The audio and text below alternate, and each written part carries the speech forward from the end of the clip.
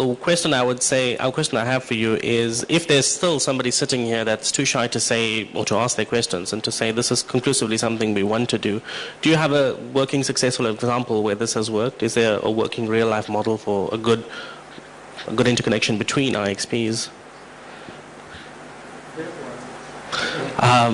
No, good ones are working. So there's a couple in Europe where interconnection costs are much lower. There's an IXP in northern Italy called Topics in Turin, and they have a connection to Lyon, which is a city in France, 200 or 300 kilometers away, and those two exchanges are linked together. Recently, the Namex exchange in Rome, in Italy, has created a connection to AMSIX in Amsterdam. The difference with that one is not everyone uses the connection, and any traffic that goes over it, people pay Namex for. So it's kind of more like a partial transit solution that Namex is managing on behalf of its members. I think the best future for interconnection between countries is in the private sector. I think that if governments are building fibre, then they should make the fibre available on an equitable, open basis to network providers that want to build services between those cities. I would think the best way forward is that if you can buy a 100 meg VLAN between Uganda and Rwanda or anywhere between, you can connect to the internet exchange. That way, it's your capacity; it becomes part of your network. And there's a lot of these issues are removed of issues of neutrality, the IXP, and the technical issues. And with a competitive market, you have more options. Okay, thank you very much. So let's move on to questions 2, which I see is, should we develop a formal peering policy? I'm going to push forward to the next one as well, and since it's a continuation, and the question is there any reason for anyone in Africa to not have an open peering policy? So can we get another volunteer to start the round? Is there any reason? I have actually an opinion too for the further one, for the formal peering policy.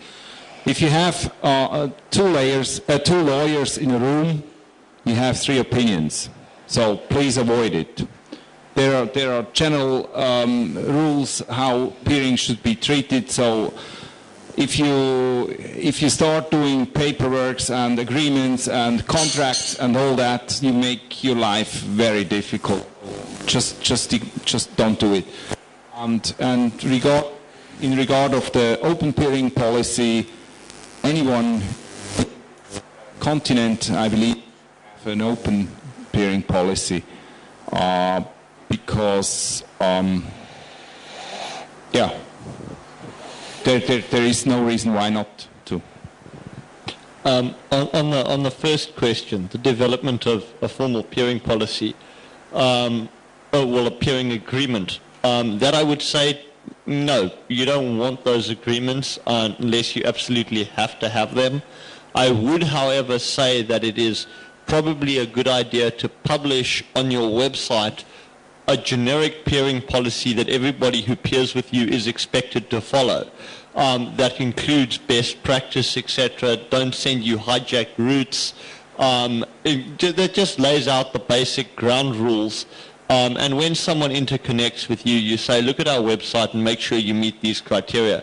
It just gives you a fallback position so that when they start doing stupid things and you de-peer them, you could point to the page and go, well, it was on my website and I told you why.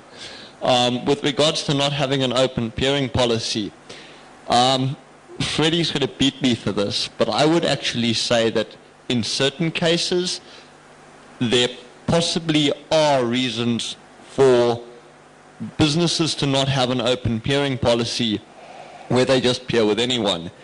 In the case of some of the ISPs in the country who spent a lot of money pulling certain content onto their network and putting content onto their network, to give that away to just anyone is not always financially viable. Some cases it is, some cases it isn't. I mean, I'm going to use a classic example. Nishal's old company, they don't have an open peering policy, but I can understand their reasons why not. They peer with people who are also sending them content, but they have spent a sick amount of money actually putting the content on their networks. I can understand them not just wanting to hand that to their competitors. So it's a difficult question, but I would say that there are cases, but they're few and far between. So yet another yes/no answer from Andrew. Can we get one more opinion from the panel? So as an example on open peering policy, let me give you an example. Supposing I'm sitting here with, I don't know, $500 million, and I decide that I really want to start a big African ISP business. I buy capacity all the way down the east coast, all the way down the west coast. I put POPs in every city on each coast that I feel I can, maybe 20 cities or something like that. And then I peer at the TICs in Tanzania. As Frank's looking at me, and I'm somehow.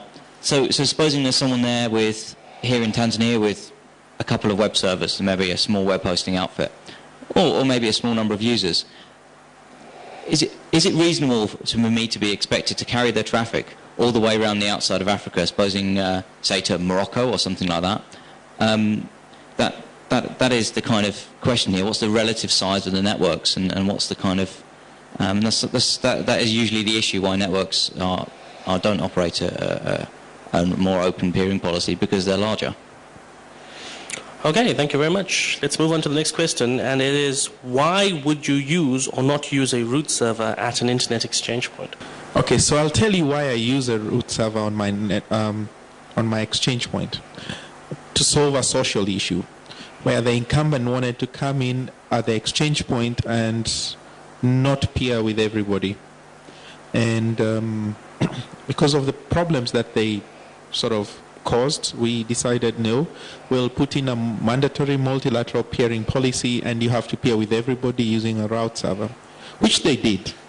And as a result, now they have filled up their link, which they need to upgrade. So it sort of served a purpose of trying to sort of dangle a carrot and a stick at the same time. So I would use a route server in that particular case to address a social issue. But as the exchange point grows, I think the value is that to try to have sort of a hybrid environment where you have a route server and as well as an open policy where it's bilateral peering, that they have the opportunity to either peer with the route server if they wish, or bilateral peering if they choose to have a more selective peering policy. So, but that's only when the exchange point matures. If it's young and starting up, I'll prefer to sort of get everybody to exchange traffic with everybody else. So we normally prefer not to peer using a route server because of policy. Even though many of the policies for most of the exchange points or data centers we peer at might be similar, we have many instances where we need to make those somewhat distinct. The reasons that we end up using a route server is because some of the partners we're trying to reach only support a route server. Otherwise, primarily we don't, because then it limits the flexibility of that kind of policy that we apply. But yeah, so that's just one opinion. I would say if you happen to be connected to one exchange or maybe two, it's okay to use a route server. We have been using route servers, and we stopped to use them. Well, not everywhere yet, but we are in the process of deconnecting all route servers because mainly for routing problems. Maybe 80 to 90% of all routing problems have been caused by route servers, in my experience. So we, as an example, we got a black hole route injected in Warsaw route server from one of the TLD DNS servers. So it caused problems until we figured that out. And usually I keep the session with the route servers, but filter everything away and don't announce anything to the route server. So this helps me to figure out what I miss if I would peer with the route server, so I still see the route coming in. And if someone is unable to set up a direct session with me, they probably don't deserve peering with me. Let's take If Freddie didn't have enough traffic, he wouldn't get peering with Google, and so obviously we don't deserve peering with Google.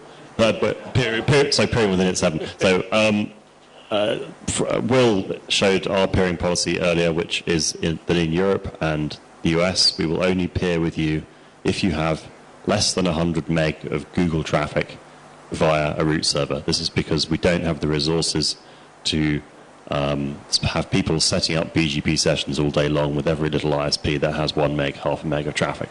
So if you're not on the root server, then sorry, we won't peer with you. We just don't have the resources to manage the thousands of different networks that want to peer with us. If you're on the root server, great. We'll be on there. We'll advertise all our routes. You get all the same stuff as having a peering session. It's just administratively much, much easier for us, given the number of different places we are. But I can understand why occasionally people don't want to use the root servers if they're particularly flaky. That's helped by having 2 different root servers running 2 different types of software. We'll explain the different types of software that are available. If you have 2 different types of software, then if one goes down, if one has a problem, then generally the other one won't.